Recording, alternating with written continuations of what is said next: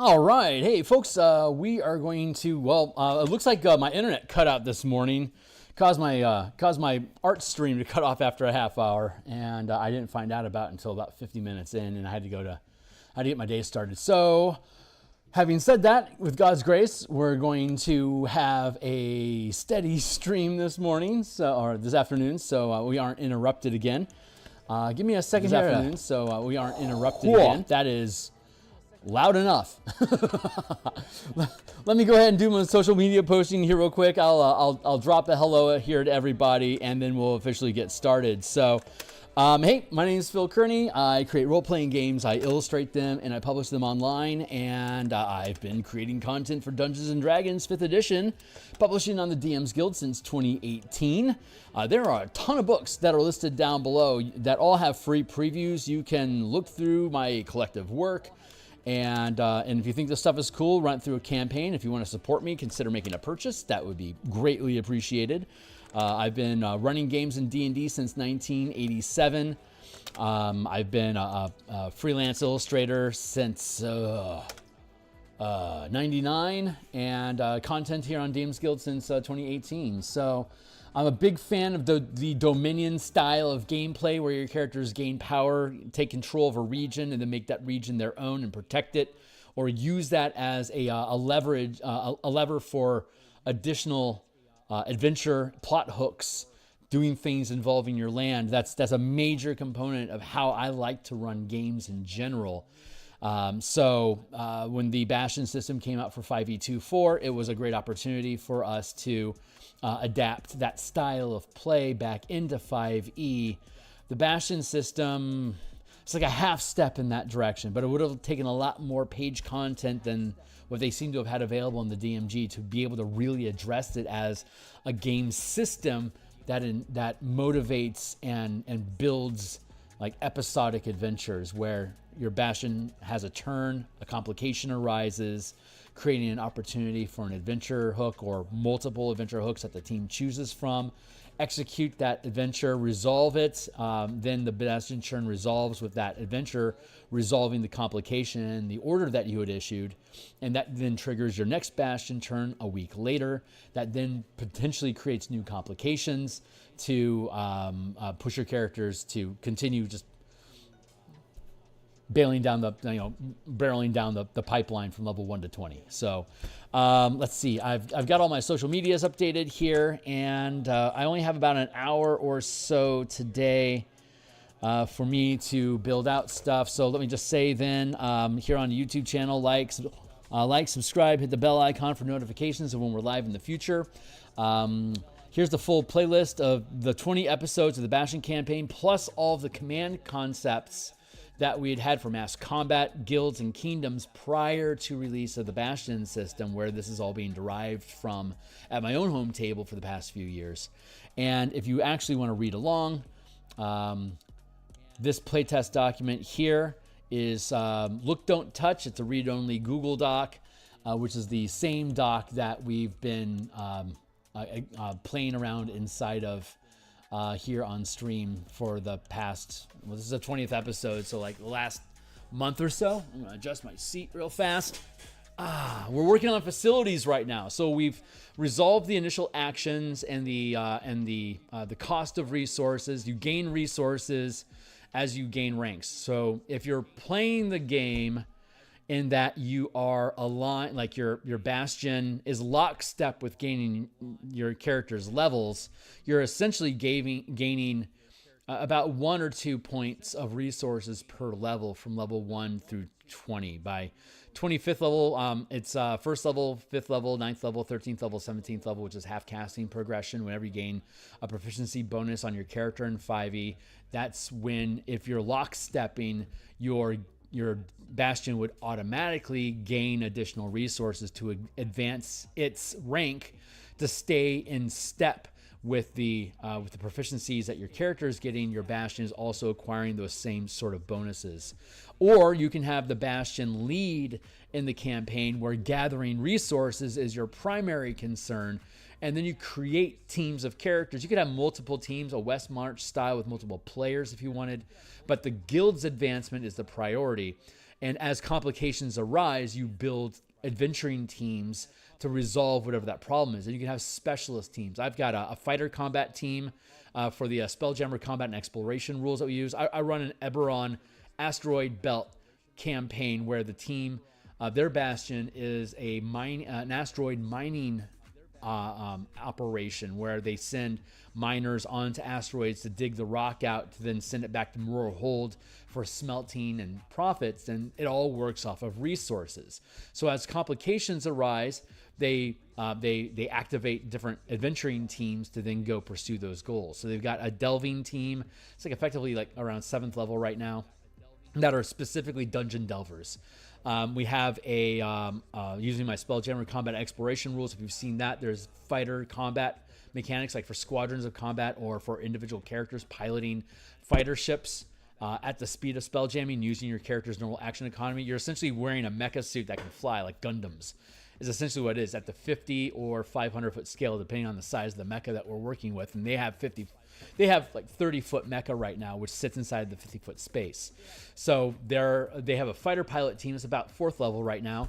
And then they have a diplomacy team, which is basically bards and enchanters and rogue type characters that are specialized in ability checks and interactions to be able to get into it, to insight information about different diplomats they're dealing with in the embassies between the nations that are that each also have their own asteroid mining operation in orbit that the character's mind continuously bumps into. Like they're currently in skirmishes, heating up to a potential war with Droam's operation. So they're finding more reasons to dive into military and diplomat missions.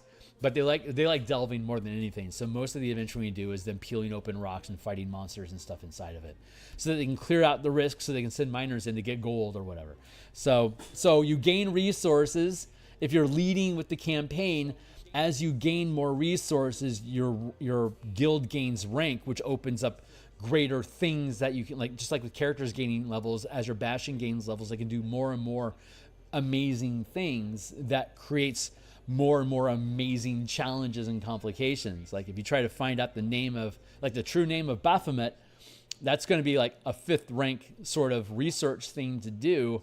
And the complication of trying to research Baphomet's true name is if he finds out, he tends to kill you. So you better be ready to have CR 17 to 23 threats coming at you if you decide to take on a task like, let's find out the name of the true name of a greater devil. Like that's play stupid games, get stupid prizes. So scale your tasks in accordance with how much power your Bastion and your characters have, which is the theme of this whole campaign, this whole document, Bastion Campaigns, how to build those out Bastion forward. So that's what we're doing. We have the resources resolved. We know how the orders operate. We know what the die rolls are involved with success or failure in Bastion checks or D20 tests, Bastion tests for the orders that you issue to your Bastion, like build me a magic wand. Well, they could run into a complication with that. Like we don't have the plans that we need for that. That could trigger a mission for you to then go out and find those plans that are necessary, potentially having to raid some wizard's tower to get a sample of it. There's an infinite number of heist, combat, diplomacy, and exploration mission adventures that can be generated from the difficulties that arise. So we've broken down the player's handbook and the DMG, all of the things in those books, what their costs are, what kind of materials are needed to create them, and what sort of facilities in your Bastion are equipped to properly use those materials to create the items that you want. So we're on episode 20 now, so we've spent a lot of sessions playing with that stuff, but now we're getting into the nitty-gritty of each individual facility. Aside from a facility, putting resources into a facility lets you do more and more fantastic stuff with that facility. But the complications that come along with it, and on top of it, not only are you allocating points towards like a workshop, an armory, and a smithy, they can all build similar type things, but there's a big difference in how a workshop operates versus an armory operates versus a smithy operates. So you're kind of looking at these facilities as though they were feats. that kind of modify what your Bastion can do for your characters or the environment that they're in. So you can stylize what facilities you're investing in based on what kind of perks you get from having that facility. Like you could have all three. You could have an armory, a smithy, and a workshop all together, all contributing to your total maximum rank in crafting, for instance, or empowering armaments, for example. But you can have all three of them, or you could just like deep dive into, we're just gonna have like the best armory in Waterdeep. It's like all five, like we're gonna put 5 points. Once we get to 5th rank, we'll have at least 5 points in our armory specifically. We are building a mercenaries guild specifically. That's the flavor that you want. It's like you would lean more into that armory effect so you can have munitions, exotic ammunition, siege weapons, stuff like that created for your facility to wage war against other bastions or like an orc stronghold or something like that. So, and we're building out the mechanics for that here on stream. So right now we're going to, let's get into where we're supposed to be, which is, let's get past these. Let's get into our facilities. And here's the list of facilities and which orders can be improved with those facilities. Like you can have crafting, which is like making non-magical items, empowering, which is making magical items, research, which is like finding out and like gathering information that you don't currently have. So an arcane study, it can craft some things like a book, arcane focus. We have the master list above that shows you what you can craft with it. And once this project is completed, we'll have a spreadsheet that you can sort each field. Like what materials do I need? You can sort it by that, or you can sort it by the items alphabetically, or you can sort it by the facilities that you have. Like I have an arcane study, so let's put those first and see all the things I can do with the arcane study. Or like what kind of magic items can I make with the arcane study? We can go through the list of those things. So we'll have a very robust spreadsheet that breaks down everything that's in the PHB and the DMG so that you have everything that you need in case you find something that doesn't exist in there that your characters want to build. You'll have robust rules so that you can have a sensible ruling about how would you want to handle that. So, so we have our facilities and our orders. I'm going to go here. This is page 18. So let's grab here. Let's drop down to past all that. Here is the actual list. Where did I go too far? Signs point to yes. Here we go. Arcane Study is done. Archive is done. Armory is done. Barracks is done. Demiplanes is done. Gaming Hall is done. But we're looking at potentially breaking the Gaming Hall. Should we have auction house for gaining, selling resources? Because technically they use the same mechanics as the Gaming Hall right now. So I'm thinking yes. So I'm going to go over this tab and let's look at potentially adding an auction house.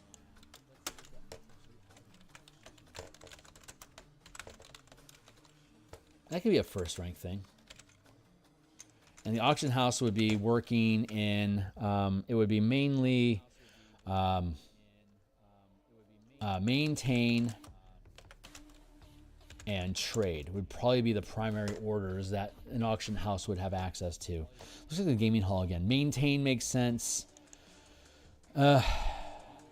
Trade is what's listed in the DMG. I'm not necessarily a fan, of that. But there it is. So maintain and trade. Let's add maintain and trade to the list. So wrong place. Maintain and trade. Well, I mean, I can't really complain about that. If I could find something else I can tack on research, that would be good news. I almost that's where I'm thinking the spy network is going to come in for research. I think that makes sense. Let's go with that. Let's go here and let's go with spy network. And we're going to punt the arcane house.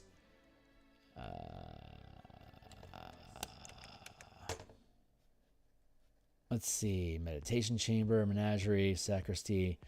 Settlement is new. And the spy network is new, so let's get that in there.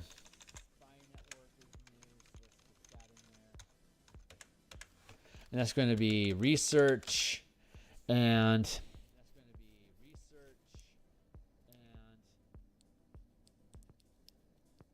is there anything other than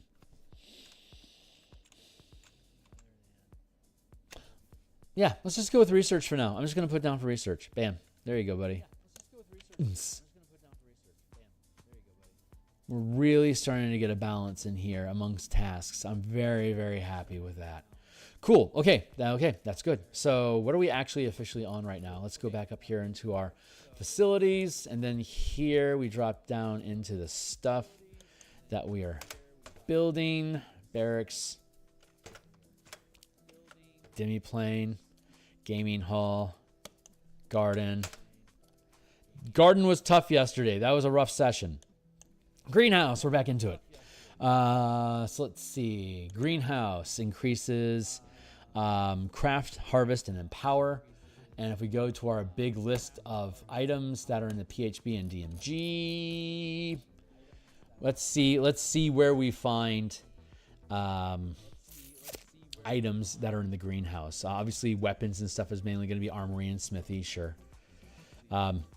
Firearms in smithy and workshop. Thank you, Timely Timer. We have 40 minutes left. Ammunition, armory, and smithy. Yeah, that makes sense. Armor, armory, and smithy. Artisan tools. Here we start seeing greenhouse for brewer supplies. We're going to see a lot of it down in the poisons, I'll tell you that. Herbalism kit has greenhouse. Poisoner's kit has greenhouse. Adventuring gear, antitoxin coming from the greenhouse. Healer's kit coming from the greenhouse. Like a healer's kit comes from a lot of places, but greenhouse is what we're dealing with right now. Down here, we're looking at perfume coming from a greenhouse. Oil can be extracted from plants, so that's in the greenhouse as well. Rations, food stuff, greenhouse. Sure, that makes sense. And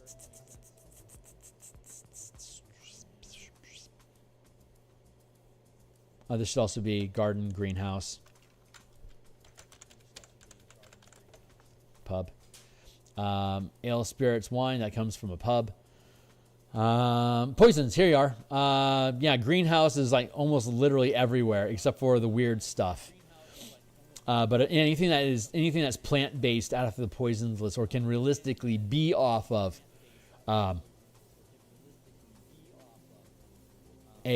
off of plant material can come from a greenhouse. So we're seeing it all over the place. And then laboratories like the workshop of greenhouses.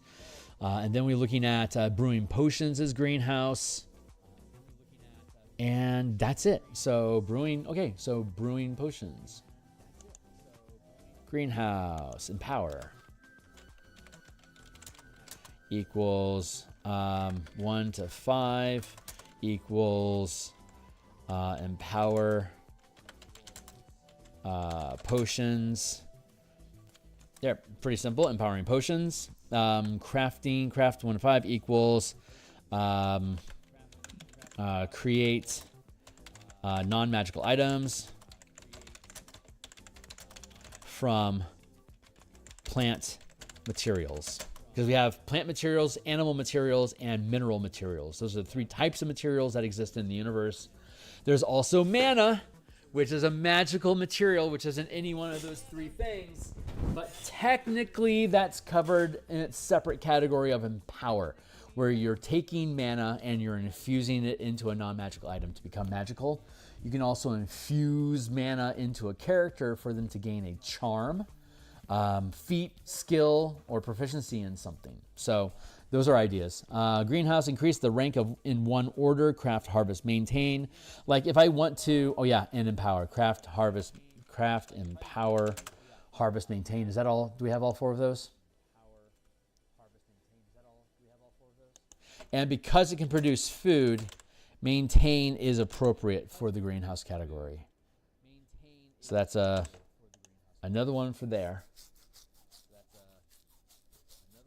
Maintain, for the most part, is maintaining like a lifestyle. If you can't maintain at least a poor lifestyle for your entire bastion, which is a die roll once per week, quarter, month, year, whatever.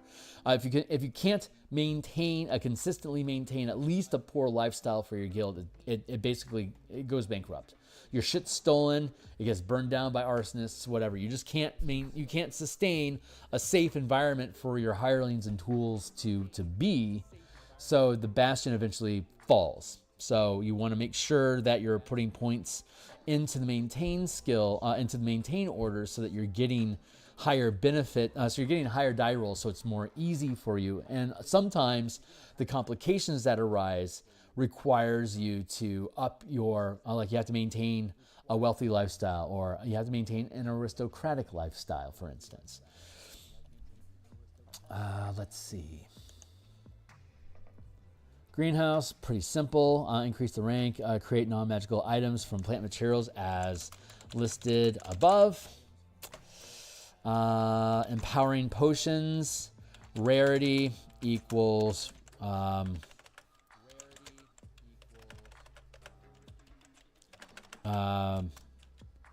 empowering potions, rarity equals the rank of empower. You don't have to, like, if I want to make a, like, it's common, uncommon, rare, very rare, and legendary. If I want to make a very rare magic item, then I need to have 4 resources focusing or invested into the empower action, or the empower order. So I don't have to have 4 points in the greenhouse specifically to create potions. I just need, across my bastion, 4 resources invested in empowering, either through a greenhouse, a smithy, workshop, observatory, reliquary. Those are 4 things right off the cuff that I could put, and I can't have more ranks invested into an order higher than the rank of the bastion. So once I get 4 points of resources, wherever those resources are, that makes my bastion second rank. And then I can have, of those 4 to 8 points, 2 of them could be invested in the empower order, so I can produce, as a second rank bastion, uncommon magic items.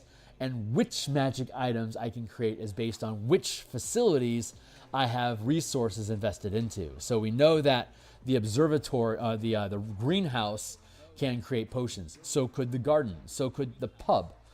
Those are 3 places that you can make potions. If you have 5 ranks throughout your facility and at least 1 point in a pub, greenhouse, or laboratory, then I'm going to be able to have potions up to the rank of however many points I spent. So 5th rank bastion, 5 resources invested into different types of empowerment. That means that I can create anything of legendary or lower, or if it's a charm of 9th level or lower, barring wish. So that's how that flows. It's kind of a word salad right now, but that's a very fast, like a super fast way of explaining it. We're going to hire an editor to help us with the book structure and wording of this so it sounds smart.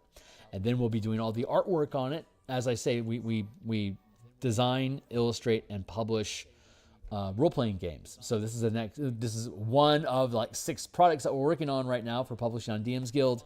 So once this is completed, we'll be able to, I've been running a similar system already at my home table with the Asteroid Belt campaign. So I know these things work. Then it's just a matter of making it read smart with the editor. When we get that back, we start building out layouts, all the artwork for the build, and then we publish it on DMsGuild, and you'll be able to read it cover to cover as a free preview, just like all the other books that I've created. Check in the description down below. All my books have full previews. Most of them also have a ton of art, token, playmat, and game assets that come along with that book when you purchase it. So if you think this stuff is cool and you want to support me, you'll get a ton of assets along with the stuff that you buy, for most of it. Some of them don't. Like Nature's Ally is just a subclass, so like that doesn't have any special stuff associated with it. But that's pretty much right now. That's pretty much what the greenhouse does. And so let's go to the back of the bus, because I know I have greenhouses listed down here. past the settlements, in the scrap house. Fruit of restoration. Create 3 magical fruit that you can eat. Lesser restoration. Like you can create this. That's basically a potion. Herb. 1 pot of healing. Greater. That's a second or third rank. It's 200 gold. That's a second rank. An uncommon magic item. So you can create any uncommon magical potion in a greenhouse if you have two resources invested into empowerment and have a greenhouse. You can create potions of healing, greater healing potions. There you go. Poison. Here's some of the types of poison that you can create, which you already have in the list up above, which is already referenced. And uncommon magic item once per week for free. There you go. So yeah, greenhouse is resolved. So then let's go back and we're going to work on guild halls next, right? Yeah. Holy crap. There's a lot of stuff going on with the guild hall. So let's grab that. We can erase here. This says rank. This is the minimum level you need to be able to access this, like a demiplane. You create a pocket dimension. You need to be 5th rank, like a 17th level character. I have a 5th rank facility to warrant having a demiplane existing inside of your bastion. And when you go into that demiplane, time moves faster, so you can complete items more quickly. But that's like, it only takes 1 point to have a demiplane, but you need to have 5 points invested into the demiplane if you want to be able to create legendary magic items inside of it at reduced times. But you only have to have 1 point. Once you get to 5th rank, you only need 1 point invested to have a demiplane. Blah, blah, blah, blah, blah, blah. Let's see. So let's go down to here. I am, again, over-caffeinated. Glad to be here. There, let's go with that. Increase the rank in 1 order. This is Guild Hall.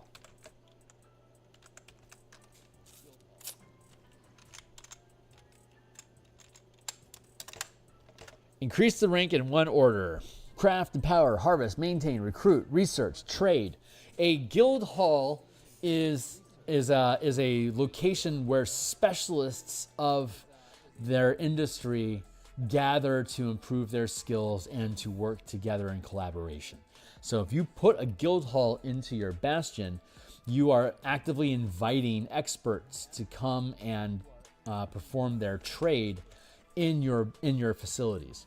So you can increase the rank in 1 order. You can have a guild hall with like 1 rank in craft and 1 rank in harvest and 2 ranks in recruit and 1 rank in research, and you'd be able to perform tasks like that because your guild hall would lend to those efforts. And then you can also, as a recruit action, 1 to 5 equals can attract a specialist to work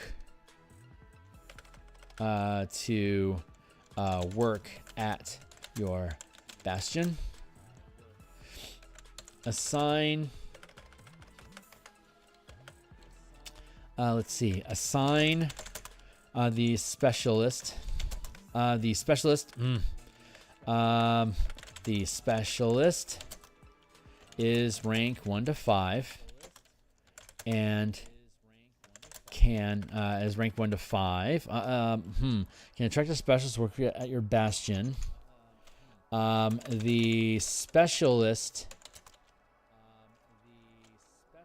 is can how to put it. How do I want to do this? The specialist can improve the orders issued to the facility. Can attract a specialist to work in 1 facility of your bastion. The specialist can improve the orders issued to that facility.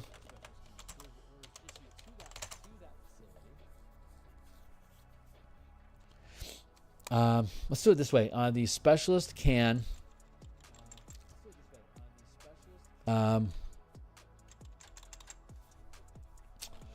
each specialist assigned to a facility how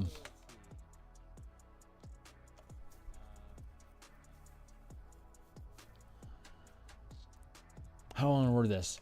How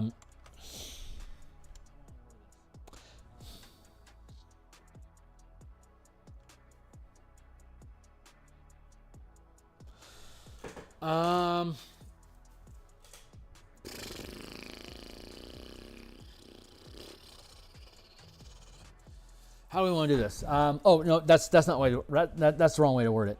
No, actually,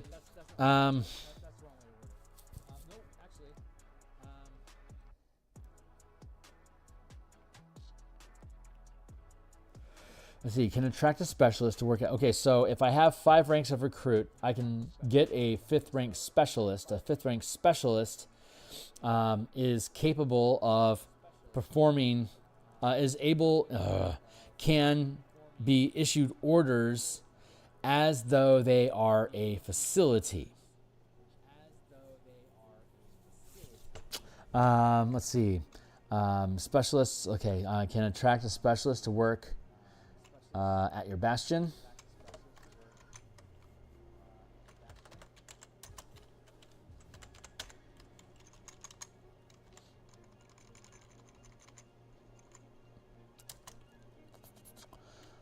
Let's see. Recruit can attract a specialist to work at your bastion.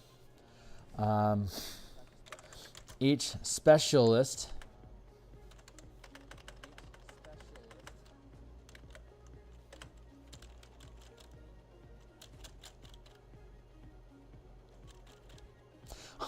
Okay, so a specialist could either be a specialist of an order, or the specialist could be skilled. A specialist can be skilled in an order, or a specialist can be skilled in the operations of a facility.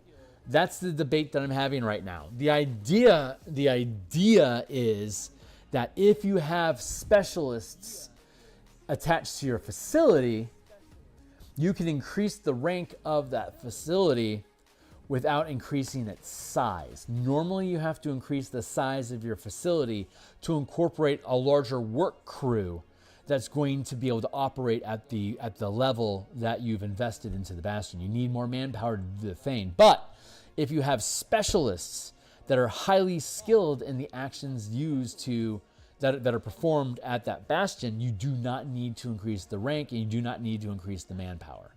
So let's see. Special. Okay. That makes sense. Recruit 1 to 5 can attract a specialist to a workstation. Can attract specialists. Can attract specialists.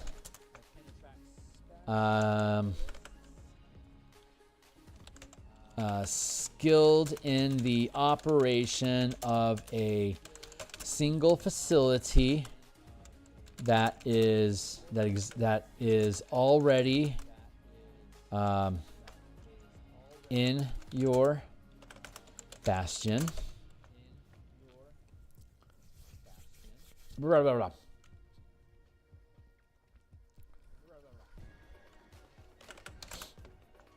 You can attract, let's see, recruit 1 to 5 can attract specialists skilled in the operation of a single facility that is already in your bastion. The specialist, each resource invested in specialists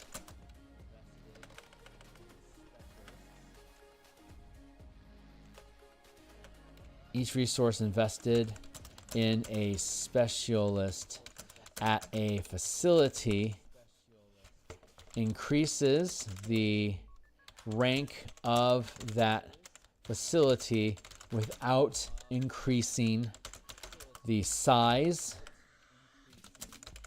or number of hirelings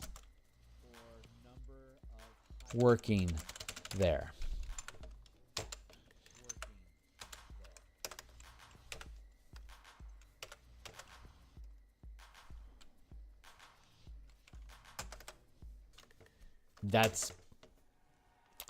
That's really good. So it's kind of like a meta facility, the guild house provides the manpower. So each resource invested in a facility in a specialist at a facility increases the rank of that facility without increasing the size. So you can only have 5 ranks in guild hall. I guess you could have more, but it wouldn't be able to overclock. Yeah, no order can have, even if you have like more facilities than, if the amount of facilities that you have that are invested in a specific order, you could have more points invested into a specific type of order, but you can't get more out of the guild than the rank of the guild. So if you were a 3rd rank guild and you had 15 resources invested in recruitment, you're still not able to do better than a 3rd rank guild in recruitment. You're still hard capped because your guild is hard capped. And you could have like a total of 16 resources in a 3rd rank guild before it becomes 4th rank. So if all you had to do is just pick up one more resource and invest it into a guild hall, but then all you would have is a bunch of experts, and you wouldn't actually have any facilities other than the guild hall. So you'd have to diversify. You'd have to have at least one facility, say, capable of performing research, like a spy network. And then you could put up to, like at 3rd rank, you could have up to 15 points. You could have 14 points put into specialists of the guild hall, but since all you have is a spy network as a facility other than the guild hall, all of your specialists are spies. And once your 3rd rank guild gets to 3 resources worth of spies, you've got more spies than you know what to do with. It's like the CIA. You're over invested. You need to divest some of your resources out of those spies. You don't need that many spies. Maybe you want to invest some of them into recruiting an army instead, so that you can have a standing army of like SWAT soldiers with CIA bands on them, while you're limited to the amount, to the amount of spies that you actually have. But that spy house would be able to, and let's go look up here. So like I was saying, if we're a 3rd rank facility, if we're a 3rd rank bastion, which means we could put up to 3 ranks into research. If we have 1 point in research into a spy network, like our spy headquarters, with 1 resource would be a cramped space, only taking a 10 by 10 space, and it could have at most, it would have 1 hireling assigned to it. If you then had a guild, if you then invest in a guild hall, and you put you put the point into a guild specialist that is specialized in research in the spy network, this hireling would become a specialist because there's 1 hireling at that facility. That hireling now becomes a specialist.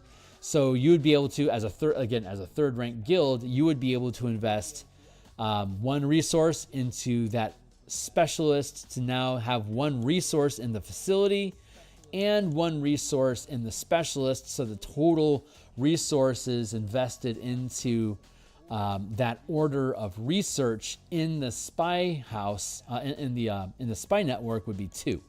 So instead of it being just if it was a facility spy network, then it would have to have a roomy space occupying 9 squares, and you'd have to have 3 hirelings to be able to operate as a 2nd rank to get your D6 added on as inspiration to your die roll. If you have the specialist, you would only need 1 person in a cramped space, but they're so efficient that they would be able to have a Bastion die roll of D6, even though it's just 1 of them in a cramped space, because they're that efficient. Now the question is,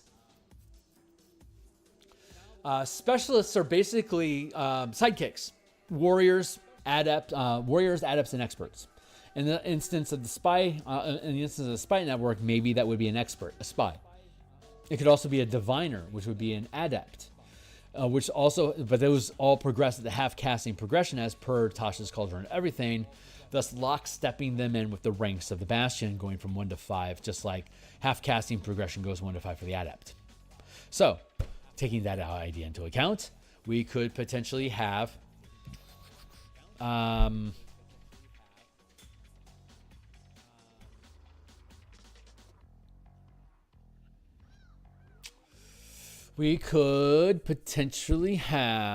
a specialist that operates with like what happens if we invest 3 resources into a specialist?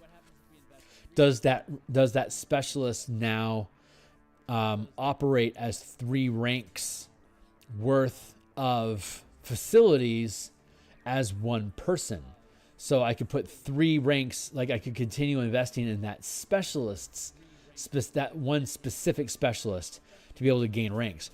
Science point to yes, because the minimum is 1 hireling in a cramped space, and it scales up to 5th rank with 36 plus squares with 9 plus individuals.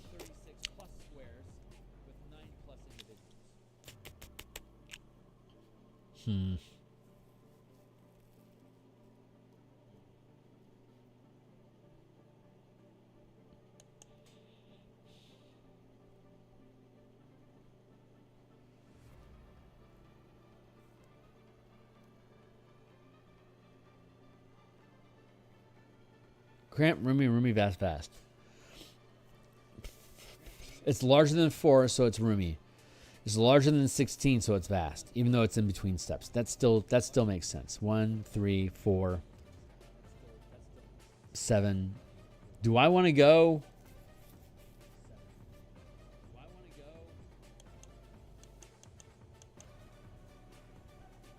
I forgot the word for the ratio where you add the 2 numbers together and it's the next one. For some reason, that math is escaping me, the title of that. But like, yeah, no, that would make sense.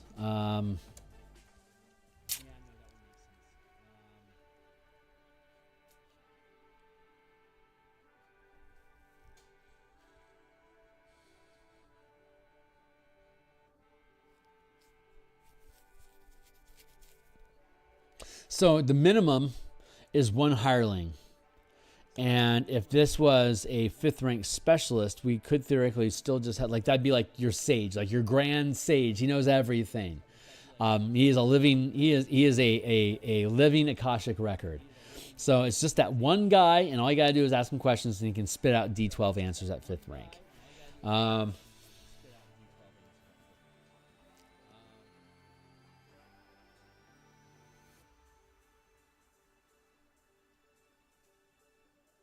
Yeah, I think that makes sense. I like that.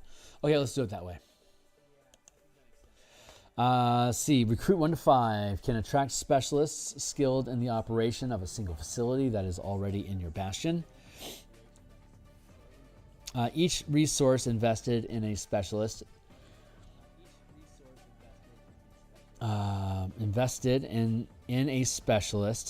adds 1. Increases an operation of a single facility that is already in your bastion. Each resource invested in a specialist increases the rank of the facility without increasing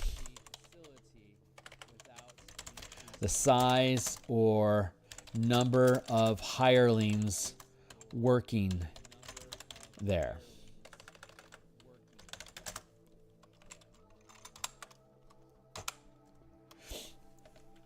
You can invest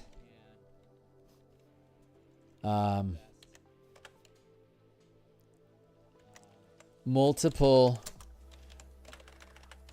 resources into multiple specialists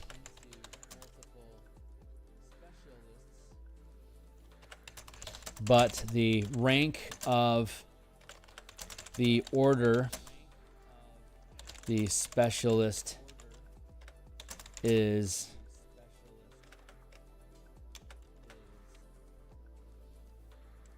but the rank of the order the specialist is proficient with, you can invest rank of facility. See, each resource is invested in a specialist. In a specialist increases the rank of the facility without increasing the size or number of hirelings working there. You can invest multiple resources into multiple specialists, but the rank of the order, but the rank of the order is still limited to the rank of the Bastion.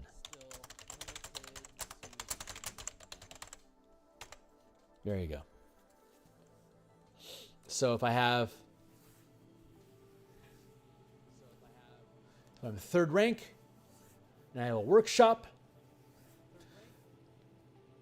and I have 1 point invested into the workshop as a facility, I could then, since I'm a third rank Bastion, I could invest 2 points into the single worker. So I have that one guy working in his cramped space making miracles at the third rank without having to have any extra guys in there. But I have 3 points invested. Those points are invested in mostly into that worker.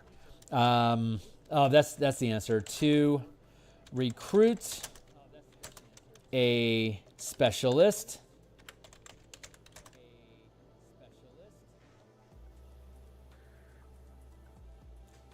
make a recruit check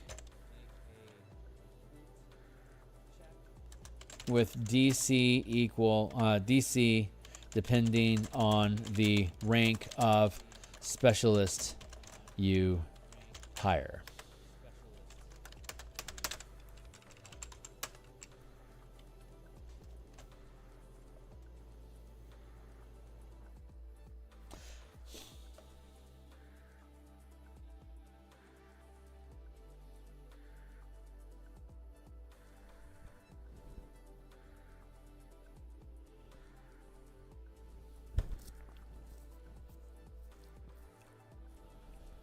Okay, I'm having a brain lock.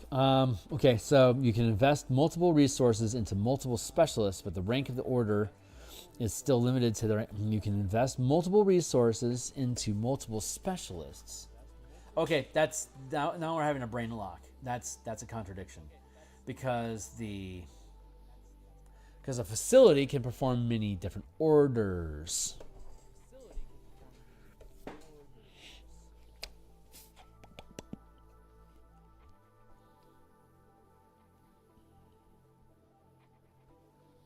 Each resource invested in a specialist increases the rank of the facility without increasing the size or number of hirelings working there.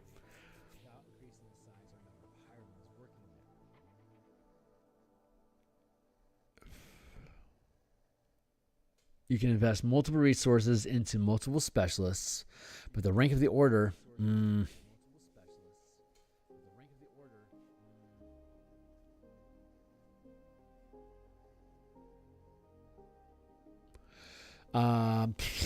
let's see. So each resource invested in a specialist increases the rank of the facility without increasing the size or number of hirelings working there. The guild hall increases the rank of those orders, but you can't actually create anything there.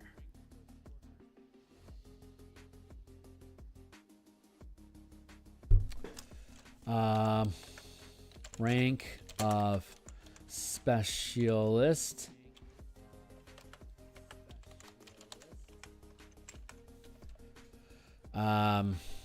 recruit DC.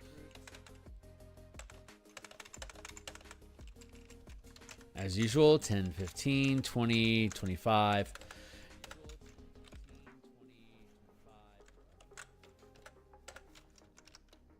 And 30.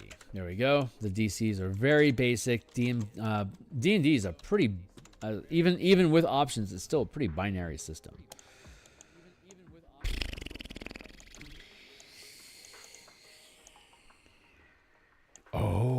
that's a good point.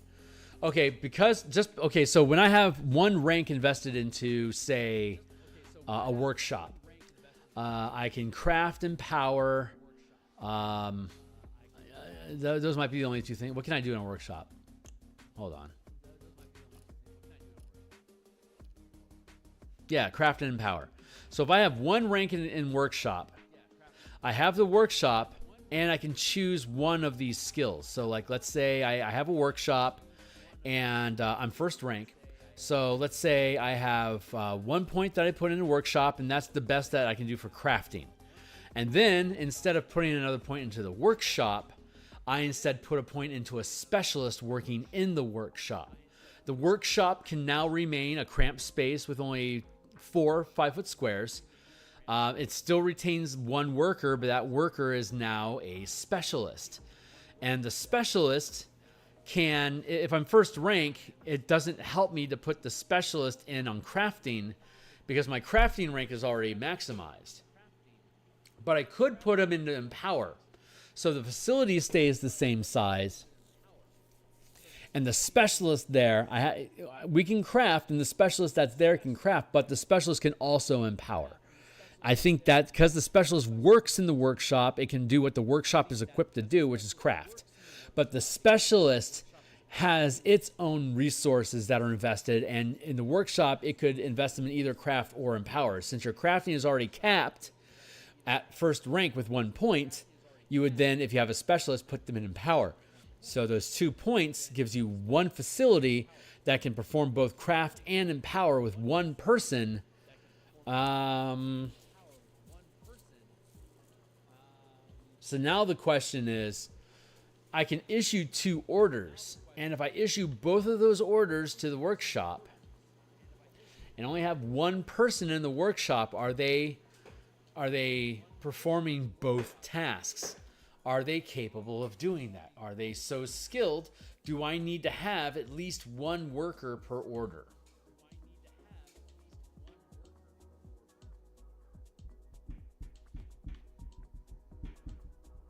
It makes sense that you would. But that's another degree. Like, this is already complicated. I don't want I'm okay. I like the level of I like the mechanics and the idea of it, but it has to be simple. So if I add on another prerequisite, like you have to have enough people to issue all these orders to,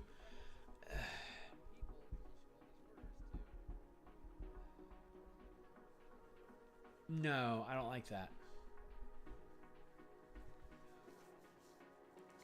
What's the minimum? Do we have it listed as minimum? Let's go with minimum.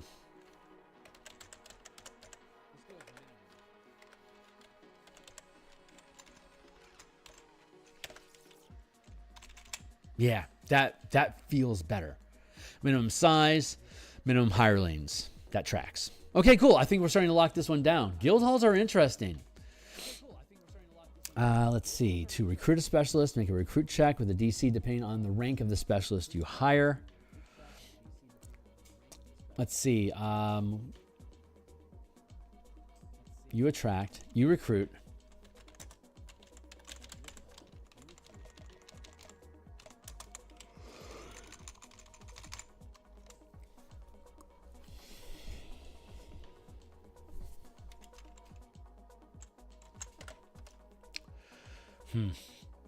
So do I have to invest? Do I have to invest five resources to have a 5th rank specialist?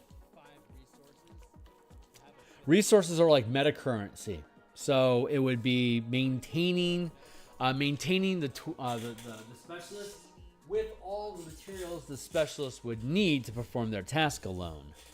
So I guess that makes sense.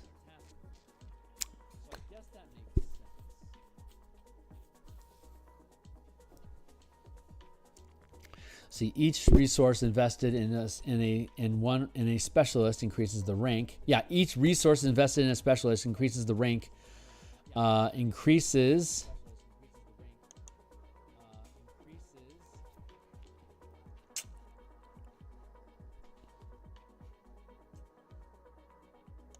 Let's switch that up. A specialist Let's see. You can invest resources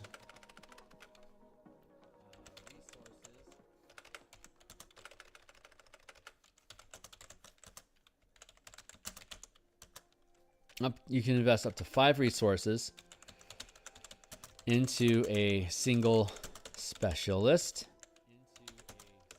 choosing which order the specialist is proficient, choosing which order each resource is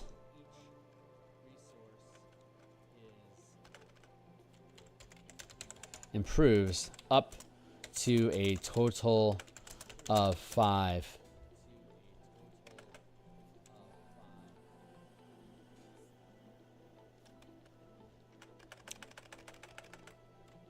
Each resource improves.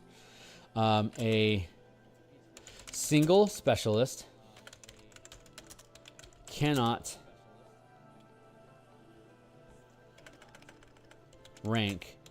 cannot exceed the rank of the Bastion.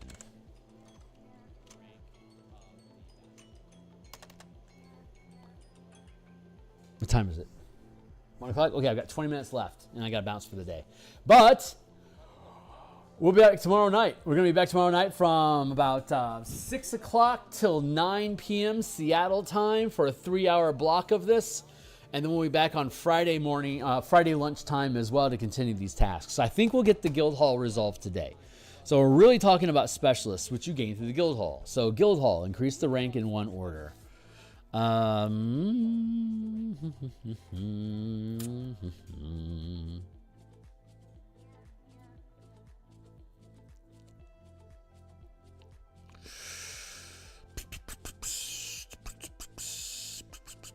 Recruit 1 to 5. You can recruit a specialist skilled in the operation of a single facility that is already in your bastion. You can increase up to 5. You can invest up to 5 resources into a single specialist, into each specialist, choosing which order each resource improves.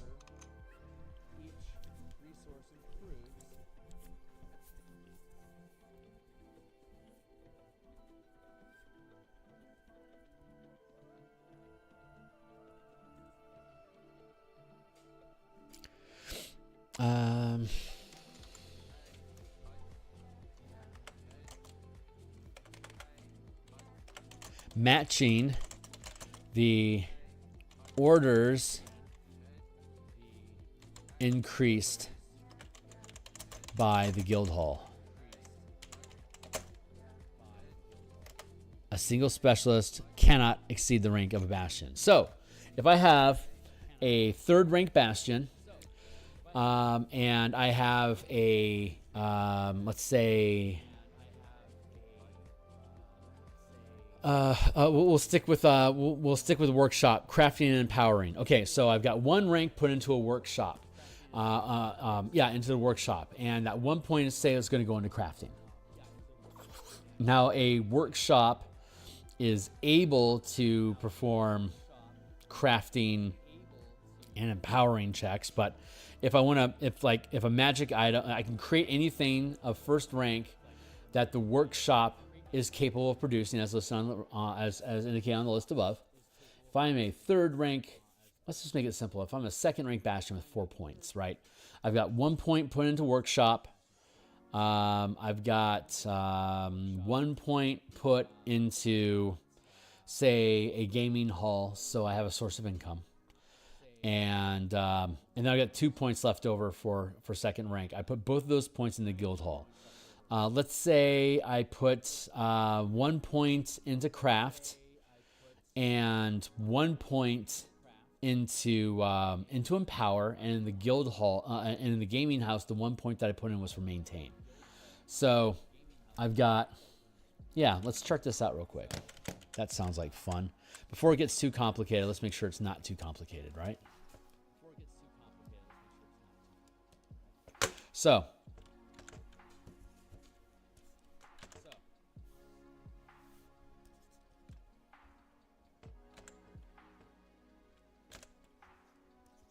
second rank Bastion, 4 points.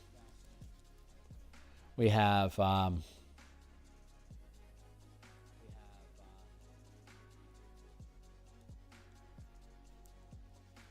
2 Bastion equals 4 resources. We have 1 point equals gaming den. And we put that point into maintain.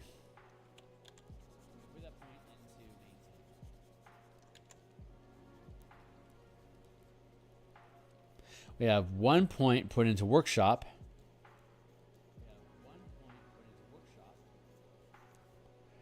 Equals 1 point in craft.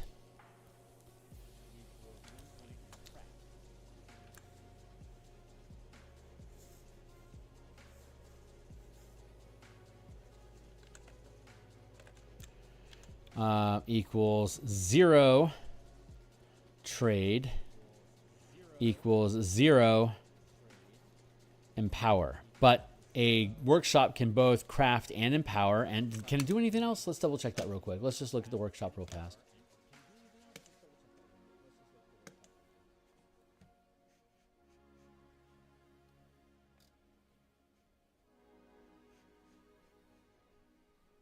Workshop, gaming hall, maintain trade, and workshop, craft and power. There. Oh, now we need a guild hall.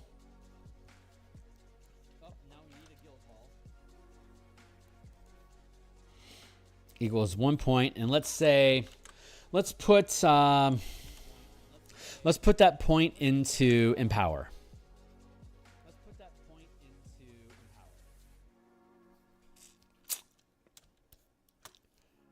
So I can now, in the guild hall, I can now spend 1 point equals a specialist equals 1 empower. And since I have this 1 rank of empower, I can put that in the workshop. So I could now have in the workshop, even though I have, yeah. Ooh. Okay, so I'm second rank. I've got 1 point in guild hall, and I've got 1 point in specialist. So I now have 2 points invested in empower, and I have a workshop. The workshop is capable of creating implements, for example, if I have ranks in empower. I don't have to specifically have ranks in the workshop. I have to have a workshop, but I'm getting... Overall, I have 2 ranks of power. So for me to create an implement equals empower and requires plus workshop. So for a uncommon implement equals 2 ranks of empower plus a workshop. So I have the workshop. And from the guild hall itself and the specialists we hired through the guild hall, we now have 2 points of empower that are invested in our bastion. So we have 1, 2, 3, 4 points. 1, 2, 3, 4 points invested.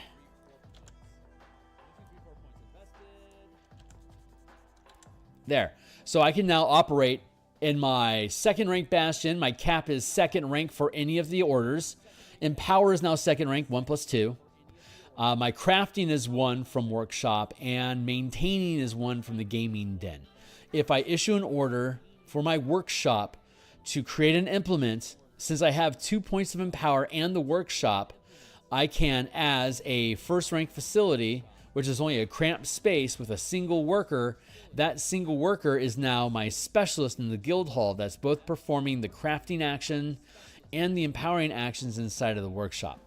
Actually, that specialist would not be able to perform the crafting action because that specialist is not... proficient with crafting, so it's proficient with empower. So I would have a cramped space, but I don't necessarily have to increase the rank. So this worker, I guess, has, oh yeah, because I assigned the worker to the workshop. So the worker can perform anything that the workshop can do, including craft, because it's set up for crafting, and the specialist knows how to work a workshop, but the specialist is proficient in empowerment specifically, so it provides that point of empower to the workshop. So I've got 2 points here, 1 point here. I can perform 2 orders in my workshop with the specialist, who's skilled enough to not only execute an uncommon magic item, but can also craft at first rank whatever items that workshop could normally be able to create with a crafting check. That's my 4 points. 1, 2, 3, 4. In my second rank Bastion, I've got 3 facilities in my Bastion, and I've got first rank, second rank in 3 different types of orders. That's how the system breaks down. So we're going to be providing a Bastion sheet that provides facilities, number of ranks invested in each facility, the number of resources, the number of resources that are invested in each order. There you go. That's all you really need. So the different facilities and the rank of each order. That's all you, and then of course materials. But you technically only need those 2 things in your Bastion to be able to create whatever it is that you want to create. That's as simple as it was. It sounds complicated, but it's actually very simple. The trick is going to be for us to write it so it's super simple to understand. So there you go. But that is exactly what we wanted the Bastion to be able. That's exactly what we wanted the Guild Hall to be able to do. That is the purpose of the Guild Hall. The Guild Hall is essentially an expansion of the facility that you're of whatever it is that you're investing in. Like the Guild Hall is invested in empowering. Empowering is the workshop. The narrative is that your Guild Hall expands your workshop, and in that guild workshop, you now have a specialist of empowering who's using the tools in the workshop and the Guild Hall to craft and empower. That's the narrative.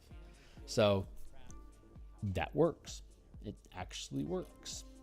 So let's go back to our list here. We're looking, I only have 10 minutes, so let's go ahead and process through. Honestly, that's a pretty big bite. So a single specialist cannot exceed the rank of the Bastion. You can invest up to 5 resources into each specialist, choosing which order each resource improves, matching the order increased by matching orders that are increased by matching the orders that are increased by the Guild Hall. A single specialist's rank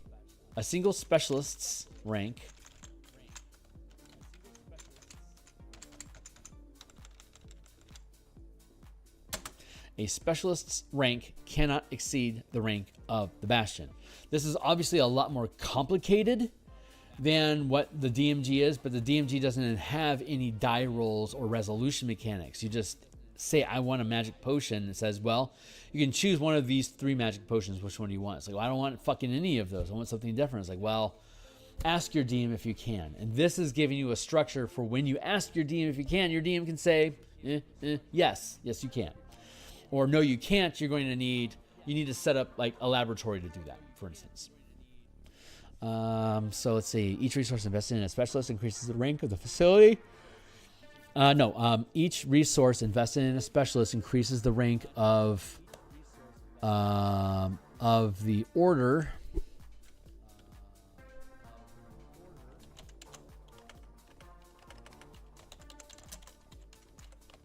Increases the max rank order that can be issued to the facility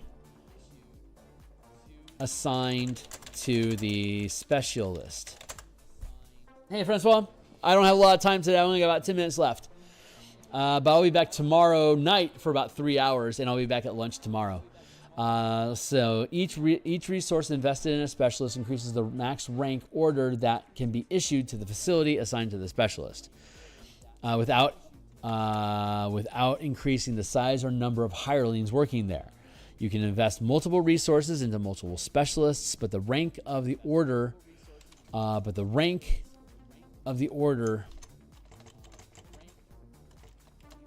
is still order cannot exceed the rank of the Bastion. That's the way to say that.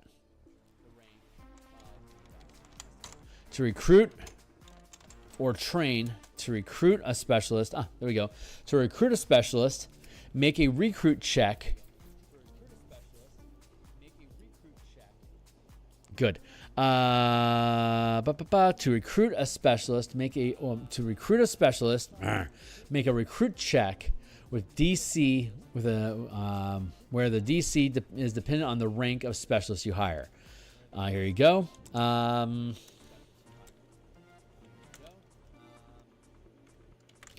An existing specialist can increase its rank by attaining additional training by using the empower action with a DC equal to the rank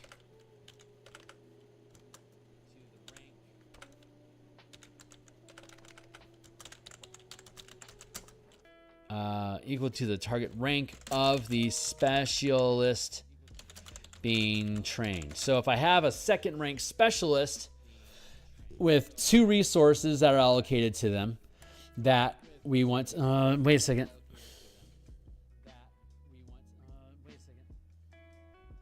Do we need to train a specialist, or can we just simply put, because we have to put points into the specialist as well as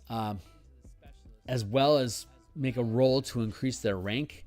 I like the idea of training through empower, but I think it's overly redundant. It's 2-stepping a single thing. And if we can single step stuff, we want to. You can invest additional resources in a specialist up to the max rank allowed by your Bastion rank, choosing which order that resource improves when investing it. I think that covers how the guild hall operates.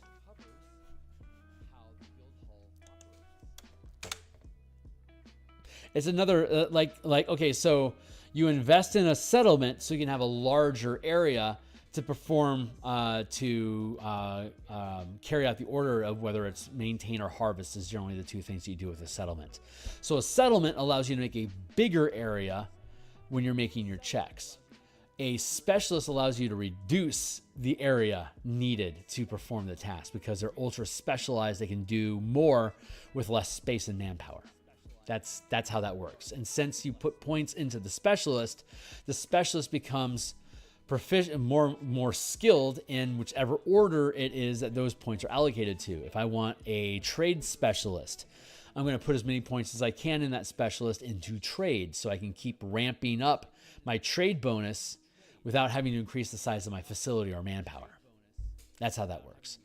And while I'm doing that, I also have to be putting points into my guild. I can't attract a, let's see, you can invest a specialist rank. Right, because I can't, if I only have one, I have to have at least 1 point in guild hall to be able to recruit specialists at all. And the type of points that I can put into the specialist is limited to the points that I put into the guild hall. When I put points into the guild hall, it improves the overall performance of the order without necessarily having to increase the rank of anything. The guild hall itself can't be used to create anything. It doesn't do anything other than provide hirelings for you. So the question is, could I hire a specialist in the guild hall so that the guild hall itself doesn't have to get bigger as I expand its capabilities? Instead, the guild hall is just a small selection of incredibly specialized individuals that are like jacks of all trade, but like masters of all. I like that. So yeah, you could actually And you could actually, so like if I only have one rank in guild hall and I put that rank into crafting, specialists that I hire now must be focused only in crafting.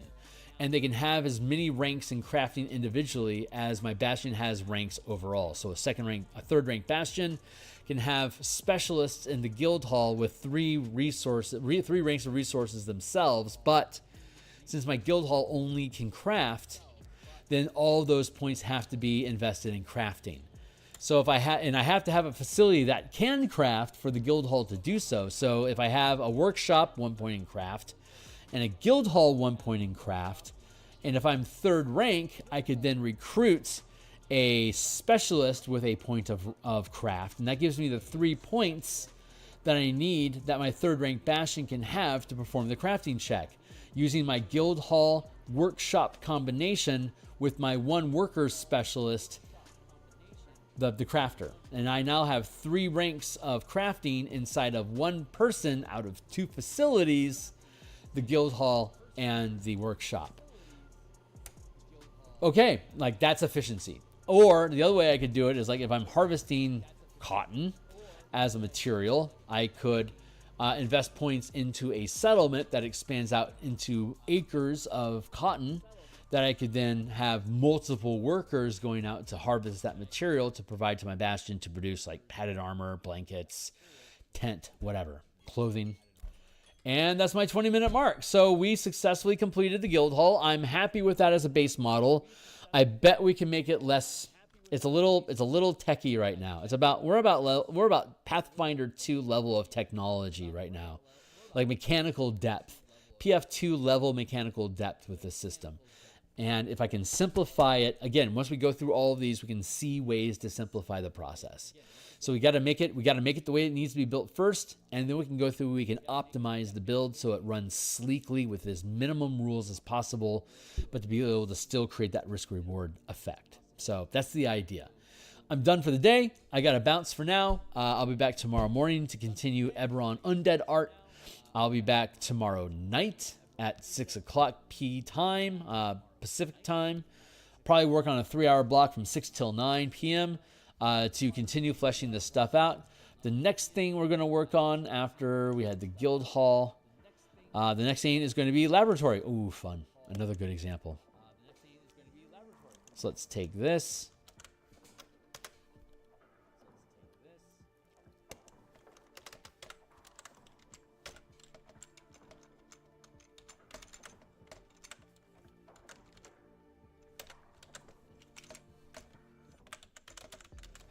Laboratory.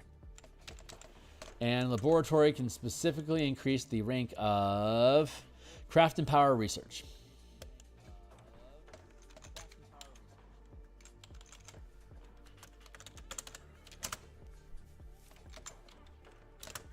All right, that's where we're going to pick it up next time, folks. Thanks a lot for hanging out. Thanks a lot, thanks for swimming by. Anyone else that's checking us out in the future, I'm here 10 times per week. Tag in. I'll see you when you get to. Cheers.